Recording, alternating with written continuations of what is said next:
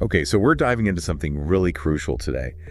Yeah. Communication skills. It's a big one. It is a big one, and we've got like a whole bunch of material we pulled together just looking at how we connect with each other and honestly how we can all do it better. How to do it better, yeah. Yeah. You know, it's funny. We often think about communication as just like exchanging information, but it's really so much deeper than that.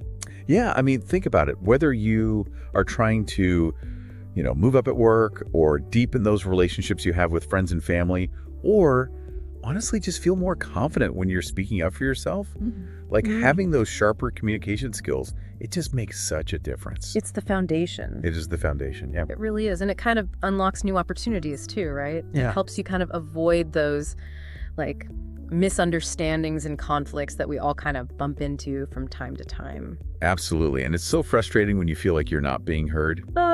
The worst. Or like things just go sideways because of a little miscommunication. Totally. And that's really what we're hoping to kind of unpack in this deep dive. Like, how do we get past just talking and actually really connect? Okay, so first things first, like, why does this even matter? Right. We all communicate every day in some way, but what's the real impact of doing it well, or for that matter, not so well?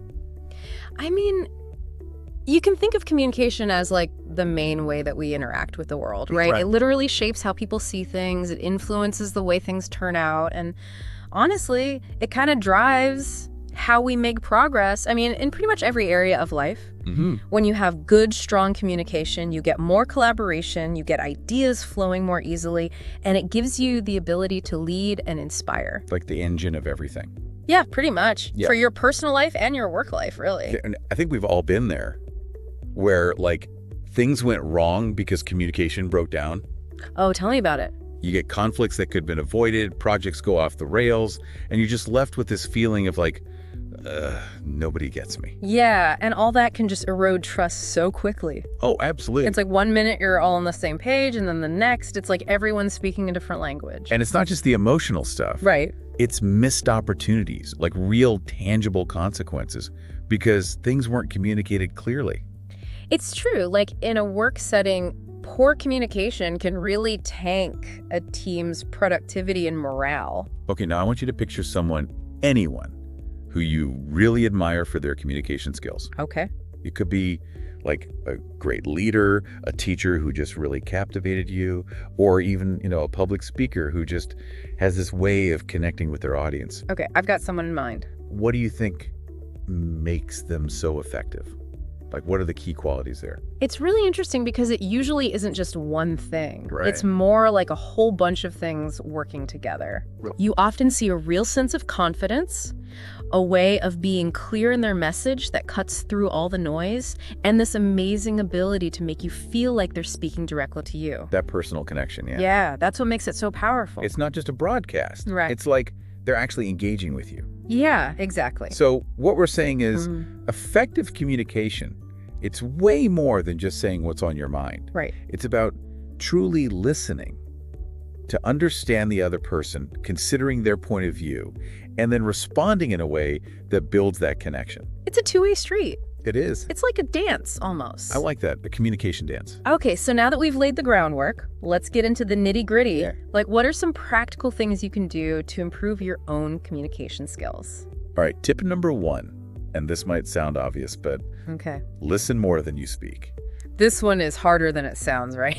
It is, because it kind of goes against our natural instinct. I'm so guilty of this. Me too. You get so caught up in thinking about what you're going to say next Yes. that you're not really absorbing what the other person's actually saying. You're just waiting for your turn to jump in. Exactly. You know, there was this study that showed people interrupt, like, on average, just seconds after the other person starts talking. Really? Yeah. Wow. Okay, so then what does active listening actually look like? Okay, so it's all about giving the speaker your complete attention. So, like, put the phone away. Yes, put the phone away, no distractions, make eye contact. How much eye contact is enough? Not like a staring contest, but, aim for around 60 to 70% of the time. Okay, 60 to 70. Just to show that you're engaged. And then, like, nodding along. Yeah, those little nonverbal cues can make a big difference. It's more than just looking like you're listening, though, right? Absolutely. One really effective technique is to actually say back to the speaker what you think they just said. So like paraphrase it. Exactly. You could say something like, so if I'm understanding you correctly, you're saying, or it sounds like the main point is. That not only makes sure you got it right, Right. but it also makes the other person feel heard. Exactly. And it can actually prevent a lot of miscommunications before they even start. It's like a check-in. Yeah, like a real-time check-in to make sure you're both on the same page. Okay, and what about if you want the other person to elaborate? That's where open-ended questions come in. So not just yes or no questions. Right. Instead of asking something like, are you happy with the project? You could say, tell me more about your experience working on this project. Or what are your thoughts on how we could approach this differently? I see. So it invites a deeper conversation. Exactly. It shows that you're genuinely interested in their perspective. I love that. Here's a challenge for you and anyone listening, really. Okay. In your next conversation, try summarizing the other person's point back to them before you share your own thoughts. Oh, I like that. Just notice how that shifts the whole dynamic.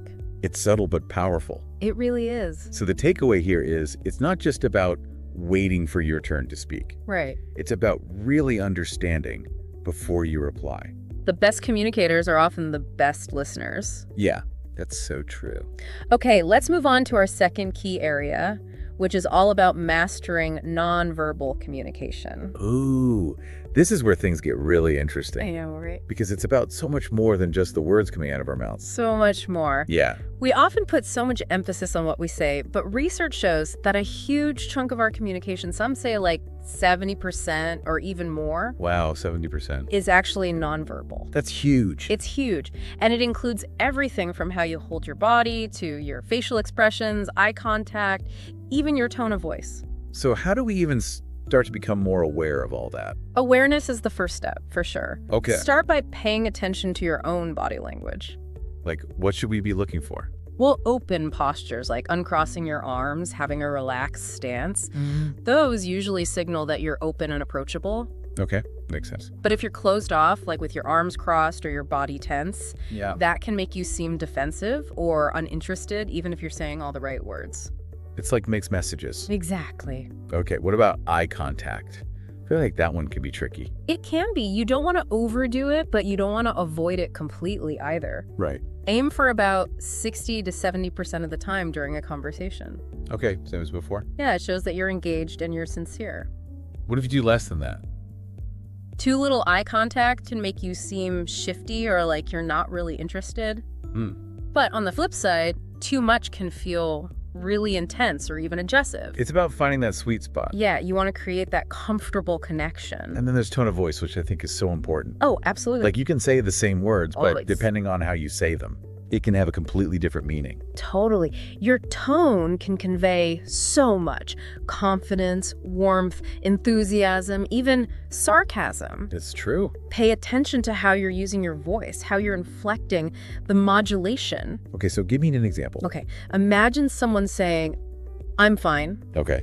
Now imagine them saying it with a smile, relaxed body language, like really meaning it. Okay. Now picture someone saying those same words with a frown, shoulders tense, avoiding eye contact. Totally different vibe. Totally different, Right. even though the words are the same. It's all about those nonverbal cues. Exactly. So the takeaway here is be aware of not just what you're saying, but how you're saying it. You've got to be mindful of both. All right, let's move on to tip number 3. Okay, hit me. Keep it clear and concise. This is a big one. I think we've all been in that situation where someone's talking and talking. You're just like, Yeah. where is this going? And then you get to the end and you're like, wait, what was the point? The problem with rambling or using super complicated language Right. is that your message gets lost. Clarity is key. Clarity is key. If people can't understand what you're trying to say, Yeah. they're not going to remember it. Right. They're not going to act on it. Right. And they might even tune out completely. So what are some ways to make sure we're communicating clearly and getting to the point? One of the most basic things is to just take a moment to organize your thoughts before you start speaking. Okay, so like a mental pause. Yeah, even just a brief pause to think about what you want to say can make a world of difference. Okay. And don't be afraid of a little silence before you respond. It shows you're actually thinking about it. Not just rushing to fill the space. Exactly. Okay, and what about the language itself? Keep it simple. Keep it direct. Okay. Avoid jargon that people might not understand. Right. cut out the unnecessary words, the filler words, like, All those little things. Yeah, they just clutter up your message. Right. And try to lead with the most important information first. Okay, so get to the point. Get to the point, and then you can provide the supporting details if needed. I like that. It's like a news article. Yeah, the inverted pyramid. Give me the headline first. Exactly. Here's a challenge for you, and for anyone listening. Okay. Try to explain something complex. It could be something from your work or a hobby you're passionate about. Okay. But try to explain it in just 1 or 2 sentences, like you're talking to a child.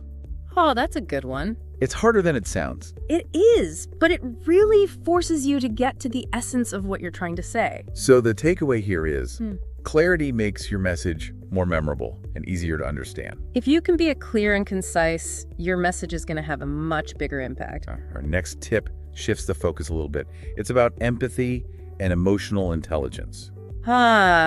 This is where communication goes beyond just words. It does. Emotional intelligence is all about understanding and managing your own emotions, and also recognizing and influencing the emotions of others. So it's like a two-way street again. Exactly. And empathy is a big part of that, being able to understand and share the feelings of another person.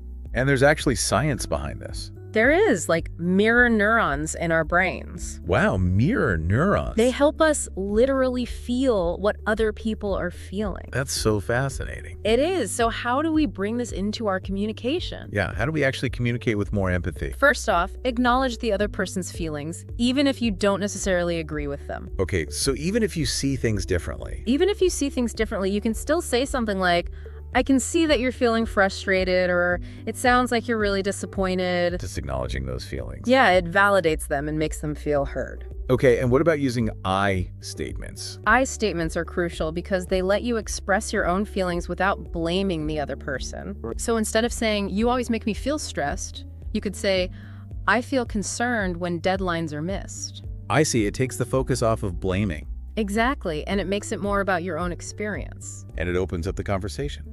It does. It's less confrontational. And it also emphasizes how important it is to be mindful of our language. Oh, absolutely. Like choosing our words carefully. Yeah, especially in difficult conversations. Kindness and patience can go a long way. They really can, even when things get heated. It's about building bridges, not walls. I like that. Okay, think back to a conversation where you felt truly heard and understood. What was it about the other person's communication that made you feel that way? Okay. Yeah, I'm thinking of one. I bet it involved empathy. It did. It really did. And a genuine effort to see things from your perspective.